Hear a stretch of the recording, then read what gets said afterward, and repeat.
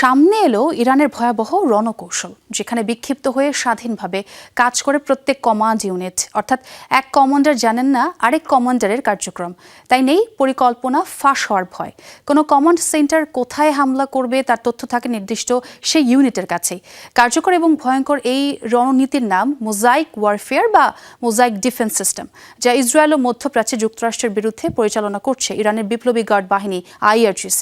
Optical ব্রাইটেনার, colour guard এবং dirt lock সমৃদ্ধ advance ফর্মুলায় এলো নতুন রে ডিটারজেন্ট পাউডার।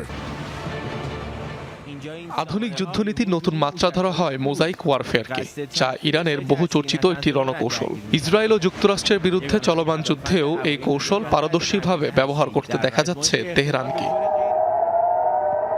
মোজাইক ওয়ারফেয়ারের ধারণা অনুযায়ী যুদ্ধক্ষেত্রে কোনো একক অস্ত্রের পরিবর্তে বিভিন্ন শ্রেণী, আকার ও ধরনের অস্ত্র এবং প্রযুক্তি একসাথে ব্যবহার করা হয়। প্রতিটি অস্ত্র কাজ করবে আলাদা কৌশলে, ঠিক যেন মোজাইকের ভিন্ন ভিন্ন টাইলস একত্রে একটি সম্পূর্ণ চিত্র তৈরি করে। আর ঠিক এ কারণে এ ধরনের যুদ্ধনীতিকে ডাকা হয় মোজাইক ওয়ারফেয়ার নামে।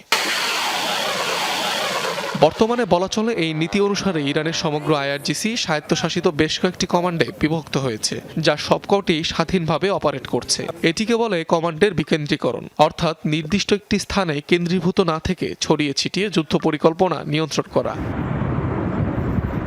মোজাইক ওয়ারফেয়ারে প্রত্যেক কমান্ড সেন্টারের কমান্ডারদের কাছে ফায়ারিং অথরিটি থাকে, অর্থাৎ প্রত্যেকেই অধীনস্থ ব্যালিস্টিক মিসাইল, ড্রোন ও রকেট উৎক্ষেপণ করতে পারবে। এক্ষেত্রে হাই কমান্ডের কোনো প্রয়োজন পড়ে না এবং অন্যান্য কমান্ডও জানতে পারে না। সামরিক বিশ্লেষকদের মতে এই কৌশলের মূল লক্ষ্য হল শত্রুকে তার সমমানের অস্ত্র দিয়ে সরাসরি মোকাবিলা না করে অপ্রত্যাশিতভাবে বৈচিত্র্যময় প্রযুক্তি দিয়ে মুখোমুখি করা, যাতে ব্যাপকভাবে বিভ্রান্ত হয় শত্রুপক্ষ, চাপে পড়ে প্রতিরক্ষা ব্যবস্থা। ফলে সরাসরি শক্তি সমতার লড়াইয়ের বদলে কৌশলগত বৈচিত্র্য এবং সমন্বিত সক্ষমতা হয়ে ওঠে মূল শক্তি। অনিক রহমান, যমুনা নিউজ।